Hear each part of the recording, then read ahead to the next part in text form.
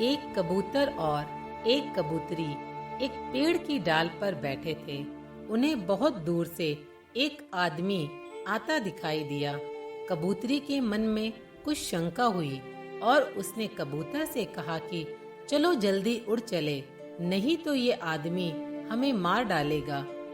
कबूतर ने लंबी सांस लेते हुए इत्मीनान के साथ कबूतरी से कहा, भला उसे गौर से देखो तो सही, उसकी अदा देखो, लिबास देखो, चेहरे से शराफत टपक रही है। ये हमें क्या मारेगा, बिल्कुल सज्जन पुरुष लग रहा है। कबूतर की बात सुनकर कबूतरी चुप हो गई। जब वह आदमी उनके करीब आया तो अचानक उसने अपने वस्त्र के अंदर से तीर कमान निकाला और झट से कबूतर को मार दिया और बेचारे उस कबूतर के वहीं पर प्राण पखेरु उड़ गए। असहाय कबूतरी ने किसी तरह भागकर अपनी जान बचाई और बिलखने लगी। उसके दुख का कोई ठिकाना ना रहा और पल भर में ही उसका सारा संसार उजड़ गया।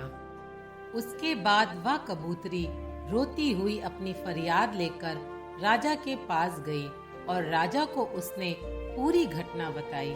राजा बहुत दयालु इंसान थे।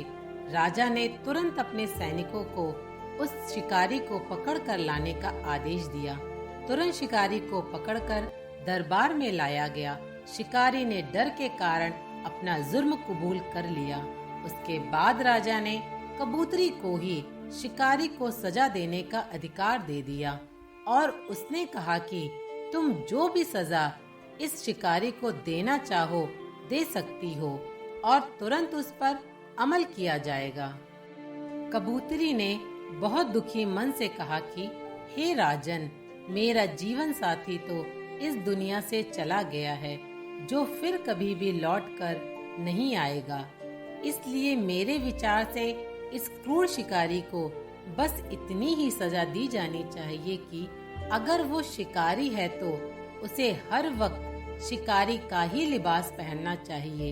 ये शराफत का लिबास वह उतार दे, क्योंकि शराफत का लिबास ओढ़कर धोखे से घिनौने कर्म करने वाले सबसे बड़े नीच होते हैं।